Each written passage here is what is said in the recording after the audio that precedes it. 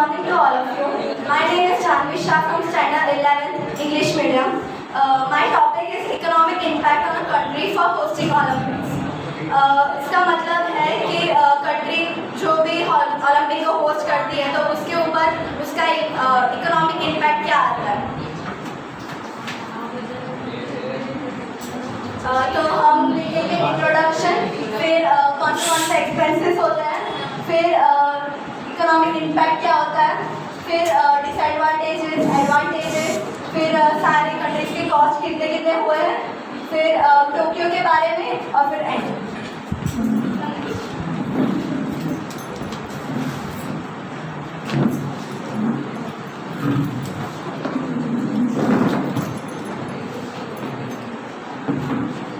अब ओलंपिक्स क्या है? Olympic is a multi-sport event which allows countries to host athletes from several countries.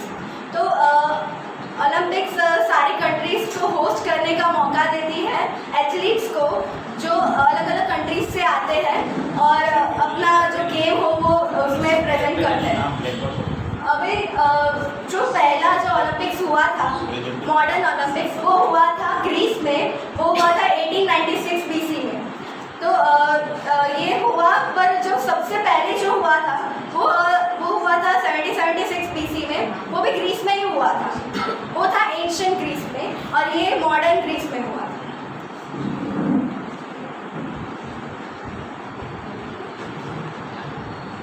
अभी list of expenses, कौन से एक्सपेंसेस उनको उठाने पड़ते हैं।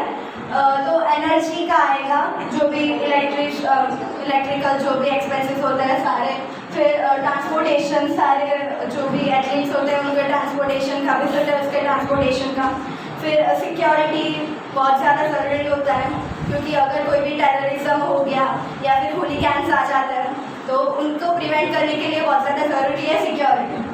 फिर technology, games operation, general affairs, marketing, फिर venue related expenditure, service budget, cost for कोविड-19 जो इस साल हुआ, और एडिशनल एक्सपेंस। ये मैटर ये मेरा मेन टॉपिक है, the economic impact on hosting. तो सबसे पहले तो होस्टिंग करना वो पॉजिटिव नहीं होता है जितना हमें लगता है। हमें लगता है कि ओलंपिक से बहुत ज़्यादा हमें प्राइड मिलता है, पर उसके इकोनॉमिक पे बहुत ज़्यादा असर हो जाता है और वो इकोनॉमी पूरे डाउन हो जाती है। फिर बहुत सारी कंट्रीज के डेट में बहुत ज़्यादा वो डाउनफॉल आया है, मोस्ट ऑफ द सिटीज़ में हुआ है। फिर ओलंपिक्स को होस्ट करना वो बहुत बड़े ऑनर की बात है, पर उसके साथ वो भी आता है कि वो बहुत बड़ा रिस्पॉन्सिबिलिटी हो जाता है, वो जो भी कंट्री उसको होस्ट कर रही है, और बहुत सारे सेक्रीफाइसेस भी करने पड़ते हैं क्योंकि बहुत सारा कॉस्ट उसमें हो जाता है। फिर सिटीज़ के डेवलपमेंट के लिए बहुत ज़्यादा कॉस्ट नहीं कर पाते हैं, तो सेक्रीफाइस उसमें होता है। फिर समर और विंटर ओलंपिक्स वो बहुत ज़्यादा एक्सपेंसिव होता है क्योंकि उसमें बहुत ज़्यादा कंपनीज़ का इन्वॉल्वमेंट होता है, hundreds of companies, thousands of people, सबका इन्वॉल्वमेंट होता है, इसलिए कॉस्ट अपने आप बढ़ ही जाता है क्योंकि बिलियंस बहुत ज़्यादा कॉस्ट हो जाता है, ऑर्गेनाइजर्स सबका कॉस्ट हो जाता है। फिर ज़्यादा नया इंफ्रास्ट्रक्चर उनको डेवलप करना पड़ता है, जैसे स्टेडियम्स, रोड्स, फिर इक्विपमेंट्स, वो सब कुछ उनको लाना पड़ता है, वो बहुत ज़्यादा एक्सपेंसिव भी होता है। फिर हमें ऐसा लगता है कि हमने होस्ट कर दिया पर उससे हमारे ट्रेड में असर होगा, हमारी ट्रेड बढ़ जाएगी, टूरिज़्म बढ़ जाएगा, पर वो हर बार ऐसा नहीं होता है। ट्रेड जो वो है ना, वो होस्टिंग को इक्वल नहीं कर पाता है कई बार, क्योंकि होस्टिंग में बहुत ज़्यादा पैसे चल जाते हैं पर टूरिज़्म में और ट्रेड में उतना कवरेज नहीं होता है।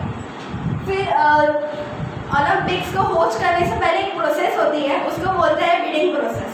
बिडिंग में ऑक्शन होता है, जो भी कंट्रीज़ को होस्ट करना होता है वो ऑक्शन लेते हैं और उसमें बहुत ज़्यादा मिलियंस खर्च हो जाता है, 50 मिलियन to 100 मिलियन बिडिंग में ही खर्च हो जाता है, और होस्टिंग में उससे भी बहुत ज़्यादा खर्च हो जाता है। अभी टोक्यो ने जब बिड प्रेजेंट किया था 2016 में, तब वो हार गया था। वो उसका 150 मिलियन डॉलर का उसका बिड था, पर वो हार गया था 2016 में। पर 2020 में जब उसने बिड प्रेजेंट किया था, वो था 75 मिलियन का, तब वो जीत गया था। Hosting the games is even more costly than the bidding process.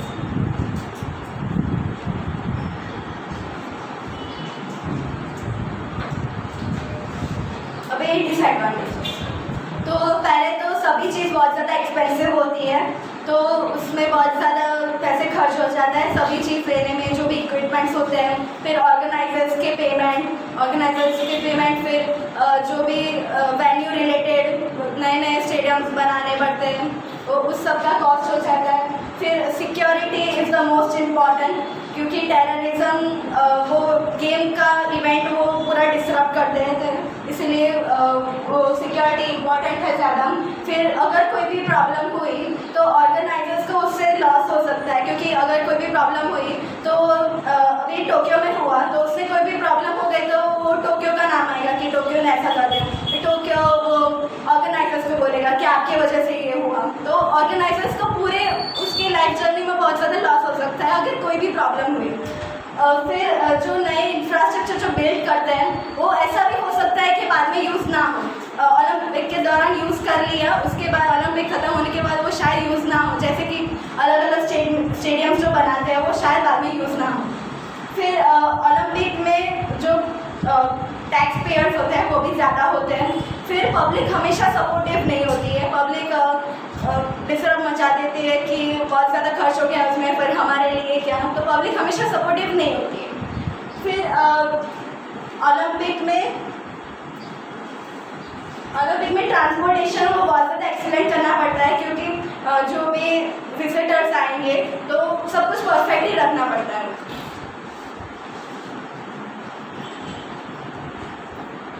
अभी एडवांटेज, तो ये तो हमने देख लिया कि डिसएडवांटेजेस क्या होते हैं। तो तब फिर भी लोग ओलंपिक्स को होस्ट करना चाहते हैं, क्यों? तो पहले तो ये हो गया कि उसमें बहुत ज़्यादा प्रेस्टीज की बात होती है, वो बहुत ज़्यादा ऑनर मिल जाता है उससे, और प्रेस्टीज की वजह से टूरिज़्म आते हैं कंट्रीज़ में और ट्रेड भी बढ़ जाता है। फिर जो भी छोटे छोटे बिजनेसेस होते हैं, जैसे कि रेस्टोरेंट्स, होटल्स, उनको बहुत ज़्यादा प्रॉफिट होता है, ऑर्गेनाइजर्स को बहुत ज़्यादा प्रॉफिट होता है। फिर नए जो इंफ्रास्ट्रक्चर होते हैं, जैसे कि रोड्स बना दिए, तो वो लोकल्स बाद में यूज़ कर सकते हैं। फिर जो ओलंपिक का जो एक्सपीरियंस होता है वो लोकल को हर बार नहीं मिलता, इसलिए वो लोग होस्ट करना चाहते हैं। फिर जो भी सिटी का सबसे अच्छा हुआ उनका नाम ग्लोबल मैप में आ जाता है, जैसे कि बार्सिलोना का 1992 में जब हुआ था, उसके बाद वो बहुत ज़्यादा फेमस हो गई थी, उनका नाम ग्लोबल मैप में आ गया था।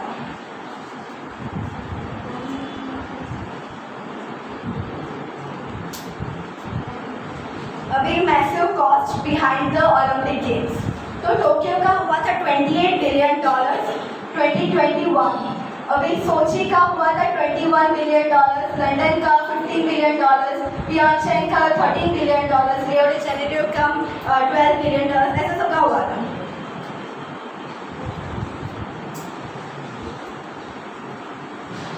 अभी टोक्यो में पहले तो जब उसने 2020 में बिड प्रेजेंट किया था, तब अचानक स्प्रिंग में जब कोरोना आ गया तो उसको पोस्टपोन कर दिया गया 2021 समर में। तो पहले तो बिडिंग में उसके 12 मिलियन वो बिडिंग में चले गए, पर जब पोस्टपोन हुआ तो उसमें और 3 मिलियन ऐड हो गए, तो उससे 15 मिलियन का कॉस्ट हो गया, मतलब मोस्ट एक्सपेंसिव एवर। फिर जो भी 2021 में होस्ट करना था, पर तब भी कोरोना था, तो इसलिए जो ऐसा डिसीजन लिया गया कि विजिटर्स को और फैंस को नहीं बुलाया जाएगा। तो ये डिसीजन के वजह से जो लोकल्स हैं उनको फ़ायदा नहीं हुआ, इसलिए टोक्यो को बहुत ज़्यादा लॉस हुआ था इसकी वजह से।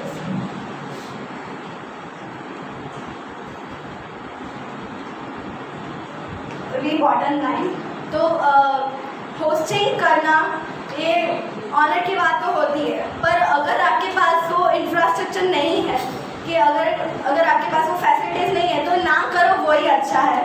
और करने से ट्रेड और टूरिज़्म वो दोनों चीज़ में फ़ायदा होता है, और ना करने से वो उसमें ज़्यादा फ़ायदा होगा, क्योंकि अगर इकोनॉमी नहीं बचेगी तो बाद में कोई भी डेवलपमेंट नहीं हो पाएगा।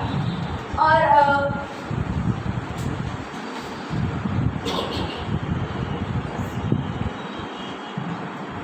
क्वेश्चन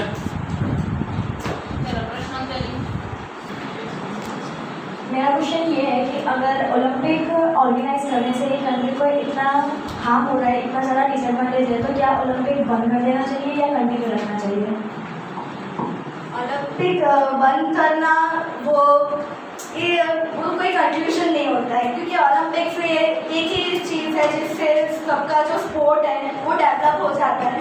जो भी स्पोर्ट्समैन होते हैं वो वही ठान लेते हैं कि उनको ओलंपिक में जाना है, तो उनके डेवलपमेंट के लिए ओलंपिक ज़रूरी भी है।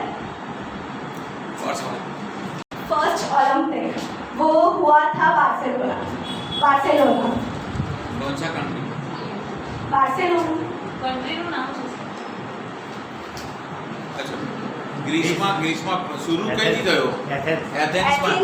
एथेंस ग्रीस में सबसे पहले वो मॉडर्न हुआ था, वो 1896 तो बताओ, ये फर्स्ट ओलंपिक जो है वो एथेंस में हुआ था। वो एथेंस नाम का एक गांव है, मैं वहाँ जाके आया हूँ, 3 दिन रुका हूँ।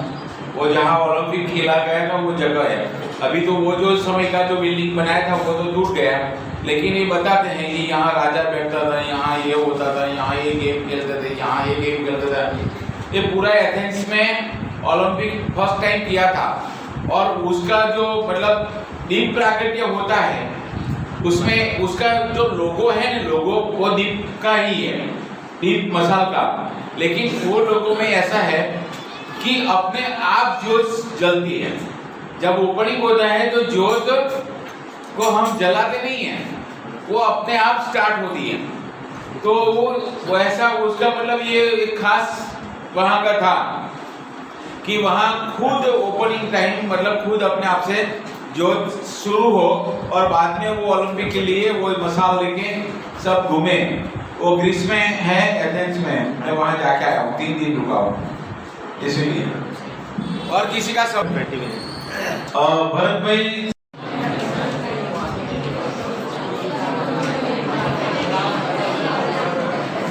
गुड मॉर्निंग फ्रेंड्स, मैं रवि पटेल, मैंने इंट्रोडक्शन दिया। 12th कॉमर्स इंग्लिश मीडियम से हूँ। मेरा टॉपिक है स्पोर्ट्स एंड गेम्स। मैंने ये टॉपिक इसलिए लिया क्योंकि मैं पहले से सुनता आ रहा हूँ कि सब गेम्स जो ऑनलाइन गेम है, मोबाइल गेम है, सब उसको नेगेटिव तरीके से लेते हैं कि टाइम वेस्ट है, वो सब है। तो मैं ट्राई करने वाला हूँ कि आपकी थोड़ी थिंकिंग उसको नेगेटिव से पॉजिटिव में लाने की ट्राई करूँगा। तो डायरेक्ट गेम पे नहीं जाऊँगा, स्पोर्ट्स से गेम पे जाऊँगा, क्योंकि पहले स्पोर्ट्स आया था फिर गेम आया था। तो स्पोर्ट्स आप सब जानते हो वो ऑफलाइन होता है, जैसे सब खेलते हैं, कबड्डी है, वॉलीबॉल है, खो खो है, फुटबॉल है, सबने खेला होगा, सब गए भी होंगे, टूर्नामेंट्स खेलोगे वगैरह। तो आप दिन में कितना स्पोर्ट्स करते हो आपको भी नहीं पता है। आप सुबह से उठते हो और शाम को सोते हो। आप मतलब एक दिन में जितना एथलीट वर्कआउट करता है ना, कोई एक एथलीट प्रोफेशनल एथलीट, उतना आप वर्कआउट के वो जितना वर्कआउट करता है आप उतना स्पोर्ट्स करते हो, मतलब उसके माप का करते हो। ऐसा नहीं कि कम करते हो कि ज्यादा करते हो, ऐसा है। फिर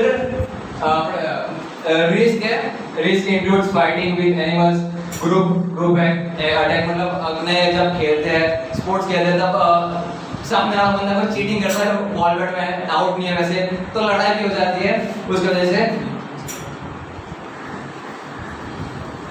फिर बेनिफिट्स ऑफ स्पोर्ट्स, वो स्पोर्ट्स हार्ट के लिए अच्छा होता है, reduce stress, reduce body fat. Heart के लिए आपने सुना होगा, कहीं सुना होगा, पर मेन रीजन नहीं पता। यहाँ के आप किसी भी डॉक्टर से पूछना, किसी भी हार्ट के डॉक्टर होगा, मतलब कोई भी डॉक्टर का, डेंटिस्ट से लेके कोई भी, उसको पूछना कि आप क्या करते हो शाम को, वो अपना क्लिनिक या फिर जो भी है उसकी जॉब से घर जाएगा ना, तो डायरेक्ट टीवी नहीं देखेगा, खाना खाएगा, या फिर वो ना कि वो किसी स्पोर्ट्स क्लब में जाएगा, स्पोर्ट्स खेलेगा 1 घंटा, बहुत 1 घंटा 2 घंटा माइंड फ्रेश करेगा। क्योंकि स्पोर्ट्स आप जितना बेटर रहते हो ना, उतना आपकी बॉडी को मतलब लेजी बनाता है एक तरीके से। स्पोर्ट्स करते रहोगे आप एक्टिव रहोगे, माइंड फ्रेश रहेगा, नए थॉट्स आएंगे और रात को नींद भी इतनी अच्छी आएगी। एक दिन आप घर में बैठे रहो और सोओगे ना तो आपको इतनी अच्छी नींद नहीं आएगी। और एक दिन जब आप संडे को मतलब आप पूरा दिन खेलो, थके जाओगे ना, फिर रात को देखना कितनी बढ़िया नींद आएगी ना, दूसरे दिन मंडे इतना फ्रेश रहोगे कि किसी ने सोचा भी नहीं होगा। स्लीप पैटर्न, ये जो मैंने अभी बोला, reduce blood pressure, improve moods, मतलब ब्लड प्रेशर के जो ब्लड प्रेशर का पेशेंट होता है उसके लिए भी अच्छा होता है। फिर इंप्रूव मूड, मतलब अपना मूड खराब होता है, मतलब यहाँ पे किसी से झगड़ा हो गया वगैरह तो पूरा दिन मूड डाउन डाउन रहता है। फिर किसी एक गेम 2 गेम खेलो कहीं बाहर जाके तो मतलब अच्छा लगता है एक तरीके से। फिर एडवांटेज के साथ डिसएडवांटेज भी बहुत होते हैं। पहला है इंजरी, फिर एक्सपेंसेस, गेमशिप्स, weather problem, time commitment and stress, sleep issue. मतलब इंजरी मतलब कहीं खेलते खेलते गिर गए वगैरह तो आएगा, फिर वो थोड़ा सा खर्चा भी होगा, कोई बॉल घूम गई, बैट टूट गया, वो खर्चा आएगा। फिर रहता है वेदर प्रॉब्लम, आपने एक अच्छी मैच चल रही, जीतने आए हैं और बारिश गिरे, जो इंडिया के साथ होता है सब हर बार। फिर टाइम कमिटमेंट ऐसा होता है कि छोटे बच्चे जब होते हैं ना तो मम्मी से बोलते हैं 15 मिनट जाऊंगा, लेके आता है आधा घंटा, फिर बाहर पड़ती है। ये कुछ फोटोज है, रनिंग है, स्विमिंग है, फुटबॉल है, आइस हॉकी, ये सब स्पोर्ट्स। अब है मेन गेमिंग, ऑनलाइन गेमिंग, ये मेन टॉपिक है। Online gaming is a video game, मतलब ये जो सबसे पहला जो वीडियो गेम आया था वो 1970 में आया था। मतलब कोई ऐसा पर्टिकुलर पर्सन नहीं है या फिर ऑर्गेनाइजेशन नहीं है जिसने ये ऑनलाइन गेमिंग निकाला था। मतलब जैसे कि जो सॉफ्टवेयर इंजीनियर्स, कंप्यूटर साइंस, वैसे कि वो स्टूडेंट्स होते हैं ना, उनमें से एक बनाया था, वो नाम नहीं है, 1970 में बनाया था। और सबसे पहला जो वीडियो गेम आया था वो कंप्यूटर पे था, फोन पे नहीं था। तो सब कंप्यूटर पे खेलने का क्रेज था, तब तो बड़ा वाला भी कंप्यूटर था, एकदम बड़ा वाला, ऐसे छोटे छोटे पीसी नहीं थे। तो सब गेम पार्लर में जाके खेलते थे, कुछ प्राइज लेके, वैसा था। फिर सबसे पहले डिसएडवांटेज, जब मैं बोला था कि नेगेटिव कॉल्स, तो ये addiction, lose of eyesight. Addiction मतलब ऐसा होता है कि आप कोई गेम खेलते हो, जैसे कि मैं फ्री फायर खेलता हूँ, मैं एक्सपीरियंस बताऊंगा कि मैंने क्या एक्सपीरियंस किया है, मैं क्यों पॉजिटिव सोचता हूँ। मैं फ्री फायर खेलता हूँ, मैं 8 स्टैंडर्ड से फ्री फायर खेलता हूँ, मेरे को 4 बार एडिक्शन हो गया अभी तक। और एडिक्शन इतना गंदा चीज है ना कि तुमको मतलब पूरी लाइफ ही बर्बाद कर सकता है। मेरे को 9th में एक बार हुआ था, मेरा सेमेस्टर 1 था, मेरा 43% आया सिर्फ ओनली 43% है। मैं पढ़ने बैठूं तो बुक्स तो देखता था, आंख की बुक में होती थी, पर दिमाग में फ्री फायर चलता था कि यहाँ पे जाऊंगा, इसको मारूंगा, वो कर दूंगा और जीत जाऊंगा। तो थोड़ा पॉसिबल नहीं था, थिंकिंग चलती थी, उससे मतलब माइंड डिस्ट्रैक्ट होता है, पढ़ाई में मन नहीं लगता। फिर नेक्स्ट डे गया स्कूल में, मैंने सोचा आता ही है। फिर पेपर है, देखा सब भूल गया।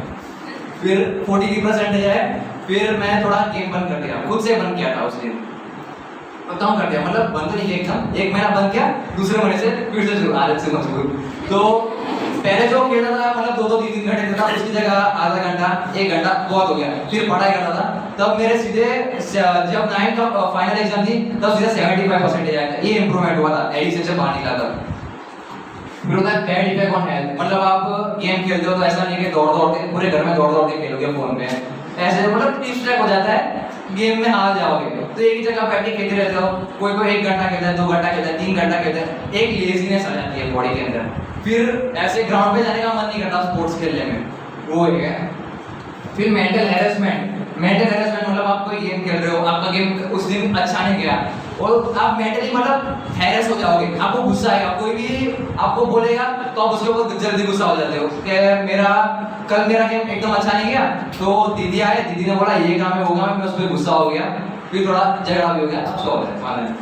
फिर है गैम्बलिंग, ये सबसे इम्पोर्टेंट है। गैम्बलिंग मतलब आपको लग रहा है कि आप बहुत अच्छे हो दूसरों से, फिर आप चैलेंज करते हो कि चल मैं जीत गया तो तू मेरे को ये देगा, तू हार गया तो मैं तेरे को ये दूंगा, ये गैम्बलिंग है। मतलब सीधी भाषा में बोलो तो जुगाड़। मैंने भी खेला है, मैं भी खेला हूँ ये। मैं तब बांग्लादेश के प्लेयर के साथ खेलता था, ऐसे कि मेरे को सब चैलेंज आते थे, मैं चैलेंज करता था, तो ऐसे मैं पैसे भी कमाए हैं मैंने इससे, एक गैम्बलिंग थी। फिर 1-2 बार मैं हार गया था, बहुत गंदा इफेक्ट होता है, इसलिए थोड़ा छोड़ दिया, फिर मैं असली खेलने लगा था। ये फिर हैकिंग है, चीटिंग, मतलब आपने सुना होगा कुछ गेम्स है वो ब्लू व्हेल थी वगैरह, तो आप इंस्टॉल करते हो, आप खेलोगे, मजा भी आएगा, फिर उसके पीछे से आपको पता चलेगा कि आपका फोन और वो सब हैक हो चुके हैं, ऐसा बहुत सारे गेम थे। फिर अब advantage, benefits, improve attention and visual activity. मतलब आप जैसे कि आप बहुत सारे गेम्स है, एक्शन गेम है, स्ट्रेटेजाइज गेम है वगैरह। मैं स्ट्रेटेजाइज गेम खेलता हूँ, मैं अभी 2 गेम खेलता हूँ, मेरे फोन में 2 गेम मिलेंगे आपको। एक COC है, क्लैश ऑफ क्लैंस, और दूसरा है फ्री फायर। दोनों स्ट्रेटेजाइज बेस है और एक्शन बेस है, ठीक है। तो ये improve attention and visual activity ये है कि आपका मतलब आप कितना अटेंशन दे रहे हो उसके ऊपर, कितना अटेंशन दे रहे हो, आप किस तरह से देख रहे हो। बोलते हैं ना कि देखो और सोचो फिर बोलो, वैसा है, वैसा टाइप का है। फिर improve solving and strategy skill and development. मतलब आप जैसे यहाँ से फ्री फायर में लोग खेल रहे हैं बहुत सारे, पूरा आधा क्लास है। तो सर फ्री फायर पता ना आपको गेम है, PUBG। तो सर उसमें फ्री फायर में ऐसा होता है कि हमको गन्स मिलती है, मारना दूसरों को, स्ट्रेटेजी, एक स्ट्रेटेजी टेक्निक है। तो उसमें ऐसा होता है कि हम स्ट्रेटेजी बनाते हैं कि सामने एक स्क्वाड आ गया तो हम कैसे मारे उसको, कैसे रोटेशन ले, क्या स्ट्रेटेजी बनाए, किसको कहाँ से भेजे, वो एक स्ट्रेटेजी। मतलब अपनी लाइफ में, अपने रियल लाइफ में भी कुछ आ गया ऐसा इंसिडेंट्स, तो हम उसको इजीली स्ट्रेटेजाइज कर पाएंगे कि कैसे इसको टैकल करोगे ये प्रॉब्लम को। फिर प्रॉब्लम सॉल्विंग, ये है कि हम वो प्रॉब्लम को कैसे सॉल्व कर सकते हैं। क्योंकि कुछ मानते ऐसा होता है कि जैसे प्रॉब्लम आई तो पूरा बौखला जाते हैं, दिमाग काम करना बंद हो जाता है एकदम से।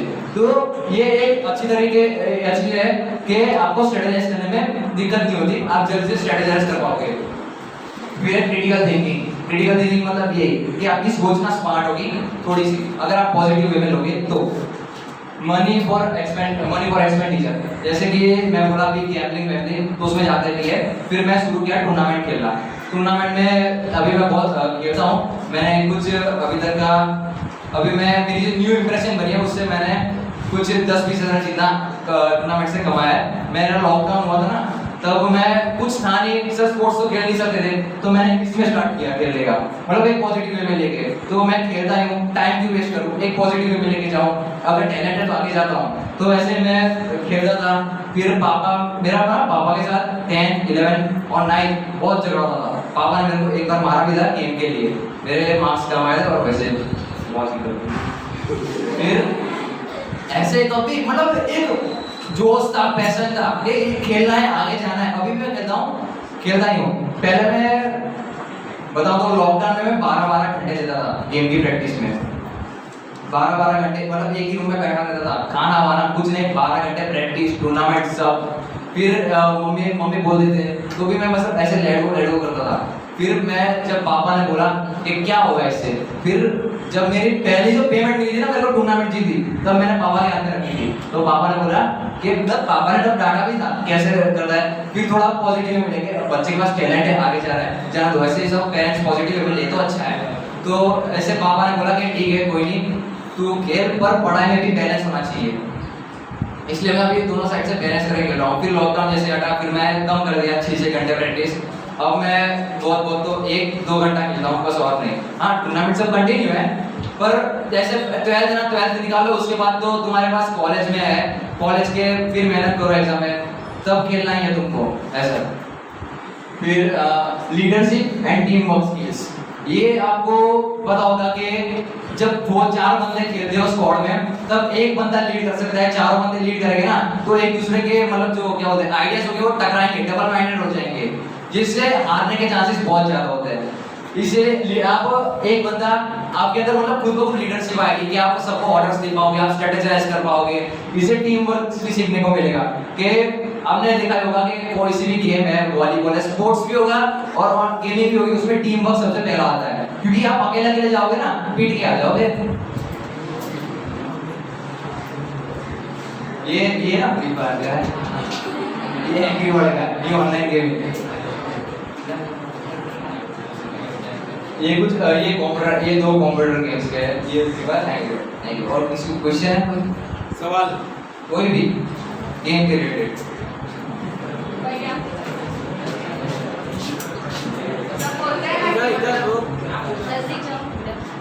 सब बोलते हैं ना कि गेम, आपने बोला कि गेम का एडिक्शन हो जाता है, तो उससे स्टडी पे बहुत मतलब गहरा असर करता है, तो उससे क्या करें, मतलब एडिक्शन ना हो। मैं पहला एडिशन पता है मैं खुद से रख दिया था, फिर दूसरा वाला मेरे को 10th के बाद, जब लॉकडाउन हुआ था ना तब मैं पूरा गेम कर घुस गया था 12-12 घंटे। फिर मेरे एक दोस्त का कॉल करने लगी थी, आपका कोई दोस्त, मतलब दोस्त अच्छे बनाओ, अच्छे तो हो गए पर दोस्त अच्छे बनाओ जो आपको किसी भी कंडीशन में हेल्प कर सके। एक बार तो मैं निकल गया, तब तो नॉर्मल वाला था। फिर 10 के बाद हुआ ना, पूरा 12 घंटे 16 घंटे ऐसे खेलता ही रहता था मैं, सब कुछ छोड़ के। तब मतलब खुद के अंदर से भी इम्प्रोवाइज करो, क्योंकि दोस्त तो बोलता रहेगा फिर हम पे है कि हम करते हैं कि नहीं उसको। फिर मैं भी ऐसे मतलब फोन स्विच ऑफ कर देता, मम्मी को दे देता था कि मतलब दूर रखता था फोन से, बाहर चला जाता था ऐसा। मतलब खुद से करो, निकल जाओगे। बहुत बहुत तो 1 घंटे 1 महीना लगेगा तुमको, फिर खुद से इम्प्रूवमेंट आ जाएगा। सवाल पूछो। अभी अगर ये चीज़ है कि खेलना भी है और पढ़ाई भी करनी है, पर खेलेंगे तो एडिक्शन हो जाएगा, पर पढ़ाई नहीं कर पाएंगे, तो उसके लिए दोनों को बैलेंस करने के लिए क्या? दोनों को बैलेंस के लिए मैं अभी यही करता हूँ कि स्कूल मेरा शेड्यूल ये है कि सुबह स्कूल, फिर ट्यूशन में 5:30 बजे 6 बजे जैसा फ्री होता हूँ। फिर अभी थोड़ी देर गेम खेलता हूँ माइंड फ्रेश के लिए। फिर खाना वाना होता है, फिर पढ़ाई करो, 3-4 घंटा पढ़ाई करो, फिर गेम खेलो, वाला नहीं। मतलब जितना टाइम आप वो गेम पे दे रहे हो ना, उतना टाइम पढ़ाई पे भी दो। और गेम पे टाइम पे गेम, पढ़ाई के टाइम पे पढ़ाई। और अगर गेम को ऐसे मान लो कि एडिक्शन हो जाए, इतना डीप में मत घुस जाओ, माइंड फ्रेश करने के लिए खेलो, पैसे नहीं खेलो, फिर ऐसा नहीं कि लगे रहो उसके पीछे। Respected my teachers and students. My topic is Gujarat Forensic Science University. My name is Tuesha Mehta from Standard 11.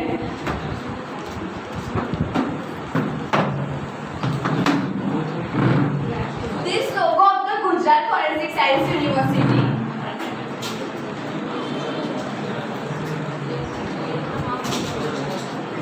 My presentation structure is introduction, course, placement, job, admission method, MCQ based, entrance exam syllabus, subject and fee structure, Master of Science in Forensic Science, Master of Science in Computer Science.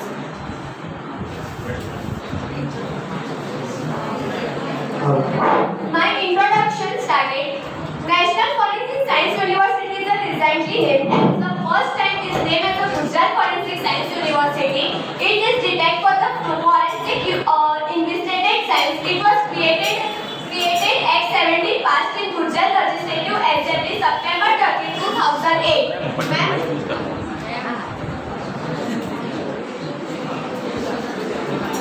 Course: the University Institute of Science Institute research and development of the behavior of the science. This can to explain the courses of how can the science department to the forensic science in the also in the chemistry labs in that.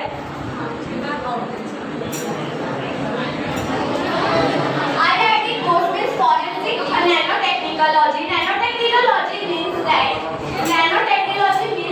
the nanotechnology of the bio research in the use of the coronavirus, and the coronavirus was created in the medicines in the nanobiological, in the nanobiological, in the use of the drugs. How many drugs in the medicine in drugs is not a life to given to anyone, but is in also in use in medicine. IMD course means MBA Forensic Accounting in the help of the MBA hospital, the management of the welfare.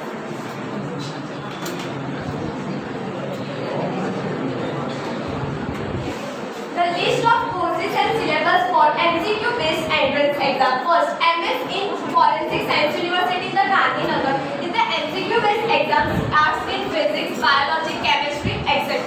And MSc in Forensic Science University, Estate in Delhi, in also arts in physics, chemistry, biology, etc.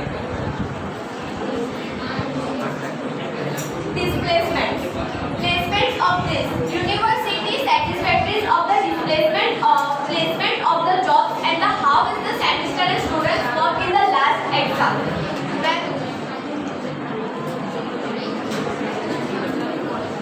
That is job depth of Eastern and Young is the most popular job in India to given in the campus for the Forensic Science University.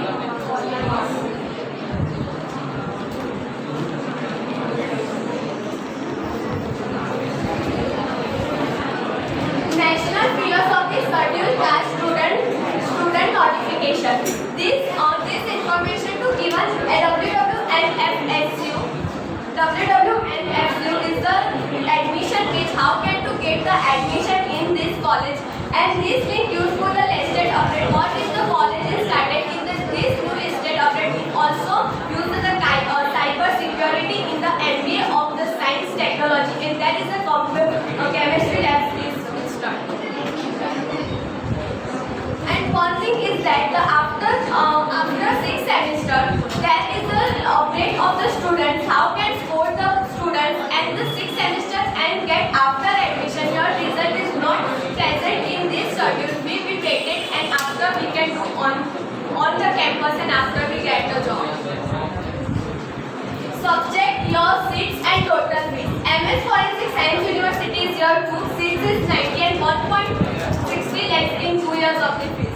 MS Forensic Nanotechnology is 2 years 50 seats, 3.10 lakhs in a year's fees.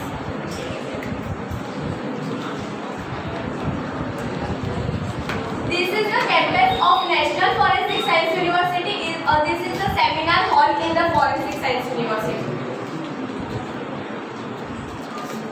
Master Science Law in Forensics University. MS Forensics University in the full of 2 years timetable in 4 subjects divided into 6 semesters.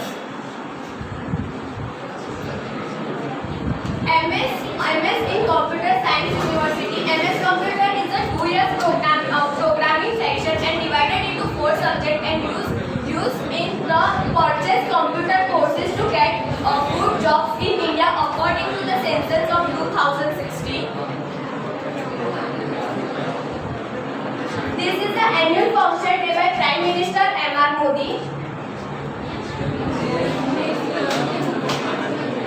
This is the e-learning lab to teachers to see the how medical students treated chemistry formulas.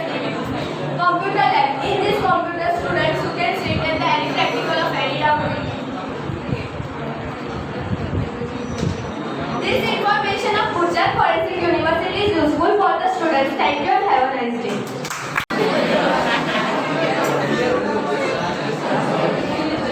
Is it affordable to ordinary people?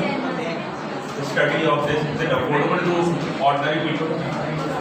Your result is high and your percentage in buying the government doing placement in government, but your marks is down doing private. Your fees is very high. You did not afford to the.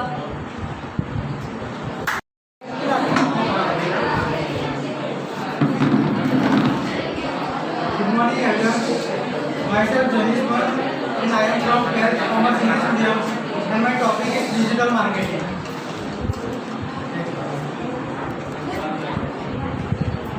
So, what we will acquire today? हम लोग ये session में क्या देखेंगे digital marketing के बारे में. तो डिजिटल मार्केटिंग है क्या, फिर उसके ऑब्जेक्टिव्स, एडवांटेजेस, वो डिजिटल मार्केटिंग काम कैसे करता है, फिर वो उसके चैनल्स होते हैं, उसकी स्ट्रेटेजीज, लिमिटेशंस और ट्रेडिशनल के साथ उसका कंपैरिजन भी देखेंगे हम लोग, और ग्रोथ क्या होगा इंडिया में डिजिटल मार्केटिंग का और करियर ऑप्शंस.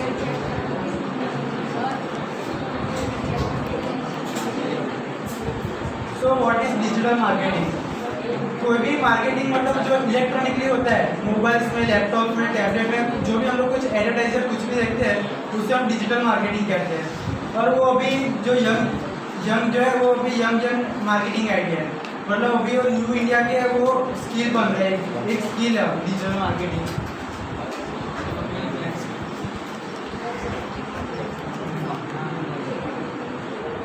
सो उसके ऑब्जेक्टिव्स क्या है, डिजिटल मार्केटिंग के ऑब्जेक्टिव्स मतलब उसका मेन गोल क्या है डिजिटल मार्केटिंग का.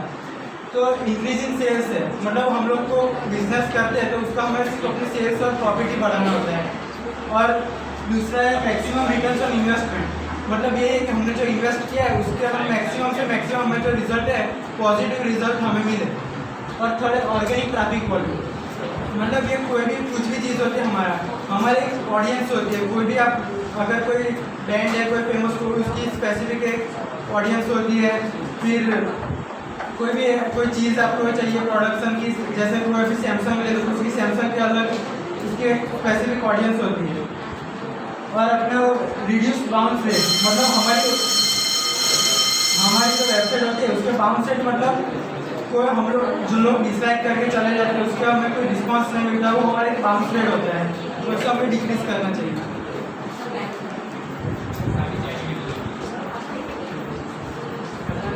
अब एडवांटेजेस क्या है डिजिटल मार्केटिंग के? तो पहला तो कि लो कॉस्ट है, एकदम हमें बस एक वन टाइम इन्वेस्टमेंट है हमारा कि एक वेबसाइट बनानी है, हमारा पेज बनाना है, सोशल मीडिया पेज, और वो पैम्पलेट्स की तरह हमें बेचने नहीं जाना पड़ता, पूरा वर्ल्ड वाइड होता है। फिर दूसरा ह्यूज इन्वेस्टमेंट का रिटर्न हमें मिलता है, वही हमने देखा वो कि हमारा जो इन्वेस्टमेंट है उसका हमें स्पेसिफिक जो अपना उसको वर्क है उसका वापस हमें उतना मिले। फिर है इजी टू मेजर मतलब हम लोग को स्टैटिस्टिक बना के हम लोग बिजनेस में कि हमारा कितना हुआ है, कितना प्रॉफिट हुआ है, कितना लॉस हुआ है, कितना हमारा गोडाउन में है स्टॉक, वो सब डिजिटल मार्केटिंग से इजी हो जाता है क्योंकि वो सब एक सॉर्टेड हो जाता है डेटा। फिर इजी टू एडजस्ट मतलब वो मेंटेनेंस वो सब इजी होता है हमें। फिर वो ब्रांड डेवलपमेंट, अब ये मतलब मेन होता है कि डिजिटल मार्केटिंग मतलब हम एक ग्लोबल प्लेटफॉर्म पे चले जाते हैं डिजिटल मार्केटिंग से, तो हमारे ब्रांड की एक स्पेसिफिक अपनी पहचान बन जाती है। फिर है इजी टू शेयर, मतलब शेयर तो हमें पता है कि कोई एकदम इजी टू शेयर है, मतलब किसी को भी हमें भेजना ऐसे भेजना है लिंक, तो हम एक लिंक व्हाट्सएप के लिंक भेज देते हैं, फिर पेज भेजते हैं, शेयर करते हैं, फिर गूगल पे सर्च करते हैं, एकदम ईजी है इसका। फिर स्पेसिफिक ऑडियंस टारगेटिंग, मतलब हमें कोई जो स्पेसिफिक एरिया टारगेट करना है, जैसे हमें कोई स्टूडेंट के रिलेटेड हमारे पास कोई प्रोडक्ट हो तो हमें सिर्फ स्टूडेंट को टारगेट करना है, तो अब तो हमें पता है कि हम ऐसे फ़ोन भी यूज़ करते हैं, हमें पता है कि हम अगर ट्रैवलिंग का देख रहे हैं कोई स्टूडेंट ट्रैवल का, तो एक बार हमने 2-3 बार सर्च किया एडवर्टाइज, फिर हम लोग इंस्टाग्राम खोले, फेसबुक खोले, कुछ भी खोले, हमें ट्रैवलिंग के आते रहते हैं। उसी तरह अगर हमने कोई जैसे कोई कोर्स है हमारा, हम लोग कोई हमारे कॉलेज में हमारा कोर्स है कोई, अगर कोई सर्च करता है स्टूडेंट, तो इंजन होते हैं SEO जो होते हैं वो अपने डिवाइस डिटेक्ट कर लेते हैं वो डिवाइस को, तो फिर वो हमारे एडवर्टाइज इजी पहुँच कर जाते हैं। फिर ग्लोबल प्रेजेंस, मतलब वही कि ग्लोबली हमारे एक प्रेजेंस होता है और एक विजिबिलिटी होती है हमारी।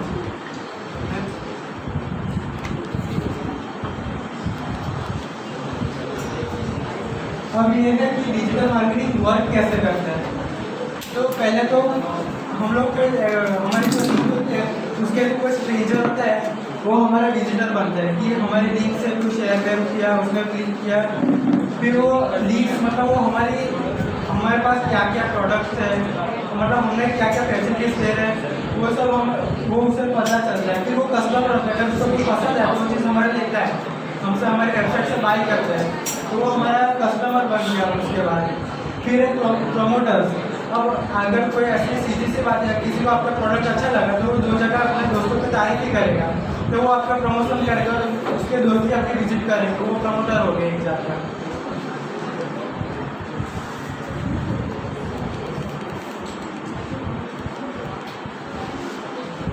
फिर डिजिटल मार्केटिंग चैनल्स, अब ये चैनल्स मतलब हम देखते हैं कि अलग कोई सीरियल्स का अलग चैनल होता है, कोई कॉमेडी का अलग, कोई ड्रामा का अलग चैनल्स होता है, उसी तरह डिजिटल मार्केटिंग के भी चैनल्स होते हैं।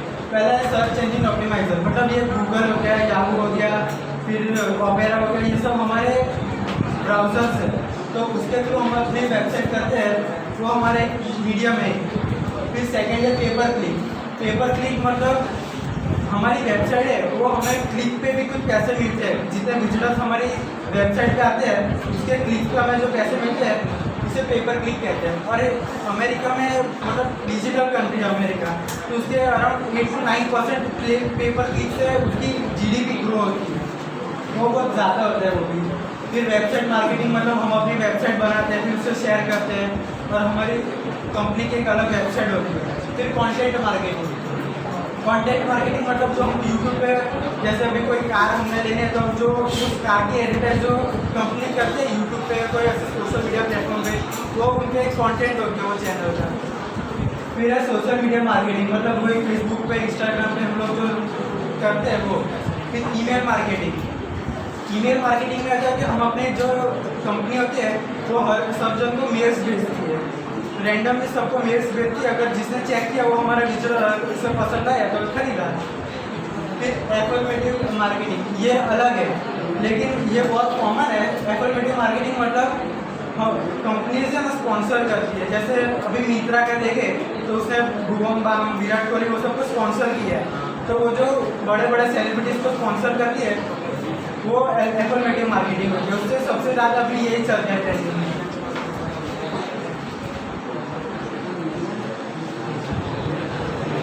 यही है कंटेंट मार्केटिंग, मतलब कंटेंट मार्केटिंग, सर्च मार्केटिंग, फिर पेपर क्लिक्स है, फिर ये एप्पल पे के मार्केटिंग में ये कंटेंट्स है सब।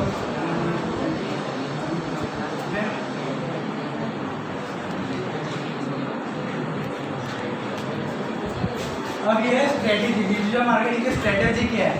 तो हमें कोई भी प्लान करा तो हमें स्ट्रेटेजी बना के उतरना चाहिए ग्राउंड पे।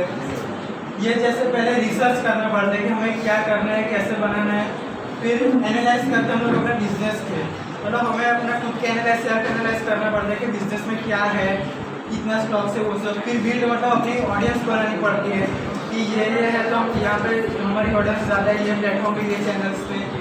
फिर ये इम्प्लीमेंट, फिर सब तो हमने डिस्कस तो प्लान तो कर लिया, फिर उसे इम्प्लीमेंट करना मेन है कि ये मेन पार्ट है कि हमने सोच के सिर्फ ख्याली पुलाव नहीं बना सकते हम लोग, हमें उसे इम्प्लीमेंट भी करना पड़ता है।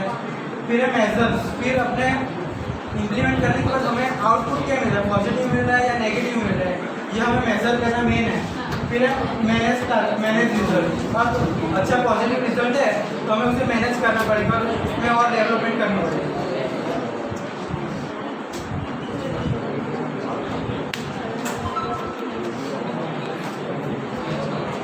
फिर लिमिटेशंस, पहले एडवांटेज से पहले लिमिटेशंस देखना चाहिए इसकी कि हाई कंपटीशन।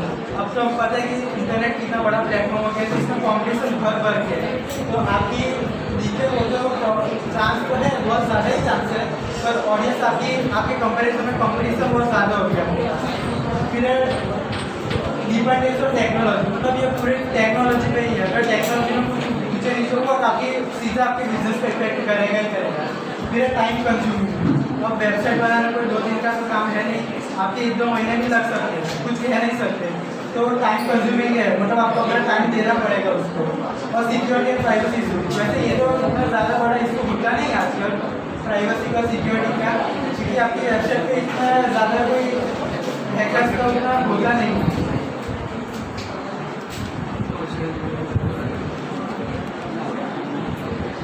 फिर ये ट्रेडिशनल और दूसरे डिजिटल का कंपैरिजन, तो पहले तो है कॉस्ट इफेक्ट।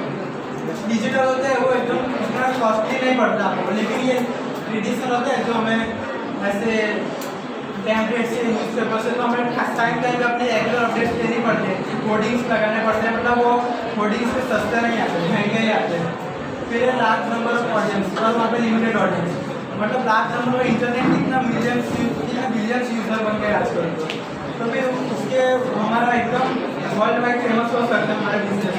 इसमें लिमिटेड ऑडियंस, जैसे हमने भरूच में कोई किया है मार्केटिंग, हमारी शॉप है तो भरूच में हम लोग होर्डिंग्स बांटेंगे, हम लोग को सूरत ऐसा तो जाएंगे नहीं बेचने, तो उसी तरह हमें एक स्पेसिफिक एरिया था कि हमारा ग्रोथ हो सकता है।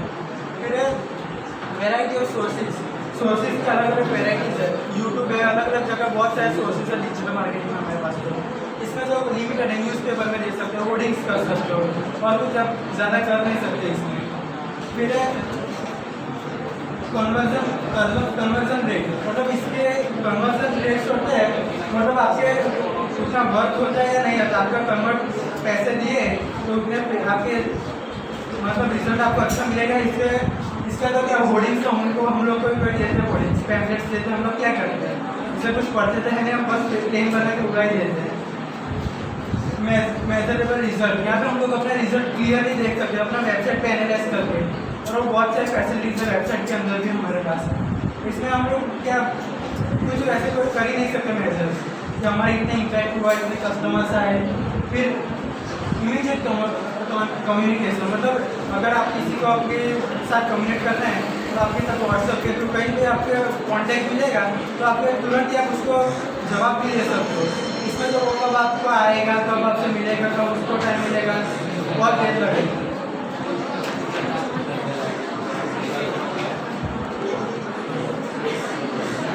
ये ग्रोथ क्या है, डिजिटल मार्केटिंग का ग्रोथ क्या हुआ है इंडिया में। तो पहले 199 बिलियन रुपीज़ फाइनेंशियल ईयर 2020 में डिजिटल मार्केटिंग से हमने कमाया है इंडिया ने। 2024 तक 539 बिलियन तक पहुँच सकता है ये। फिर ये देखो 15% ग्रोथ हुआ है, और अभी तो CAGR के 22%, मतलब 22.47% ग्रोथ हो रहा है। और 22 फरवरी 2021 तक तो क्या 23,673 करोड़ तक हुआ है डिजिटल मार्केटिंग स्प्रेड तक सब कमा रहे हैं उससे।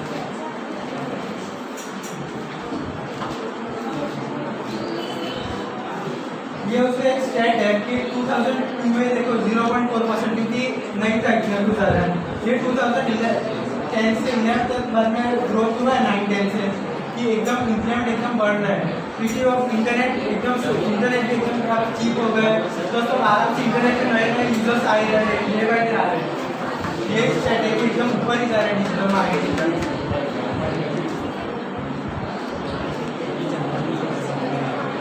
एक करियर अपॉर्चुनिटी अब ये भी एक स्किल बन गया डिजिटल मार्केटिंग तो करियर बहुत सारे लोग चूज कर रहे हैं अभी करियर ये एक साइड करियर की तरह ही चूज कर रहे हैं प्रिफरेबल ज़्यादा है क्योंकि आप इसको ऐसे साइड स्किल तरीके से आप कर सकते हो इम्प्लीमेंट अपने लाइफ में और डिजिटल मार्केटिंग कोई वैसे करियर ऑप्शन बुरा भी नहीं है क्योंकि इंटरनेट बढ़ने ही वाला है day by day.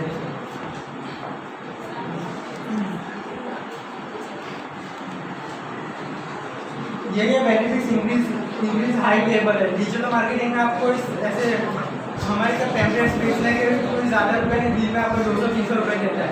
Digital marketing आप अगर सीख जाते एक वेबसाइट बना के आप लाख रुपये तक डिमांड कर सकते हो। आप एक वेबसाइट बनाकर अपने हिसाब से अगर आप प्रोफेशनल हो गए तो आप करोड़ों में भी आपका बिग फ्रेंड्स मिले तो आप करोड़ों में भी कमा सकते हो एक साथ। और इसमें कॉम्पिटिशन अभी तो है ज़्यादा लेकिन धीरे धीरे सब लेवल आ रहा है इसका भी। Thank you.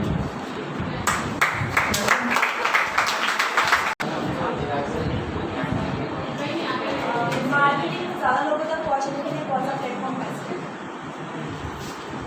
अभी तो देखें तो इंस्टाग्राम मेरे ख्याल से तो सबसे बेस्ट है क्योंकि यहाँ पे भी ऑलमोस्ट सभी लोग इंस्टाग्राम यूज़ करते हैं और यूट्यूब भी एक अच्छा प्लेटफॉर्म है। ये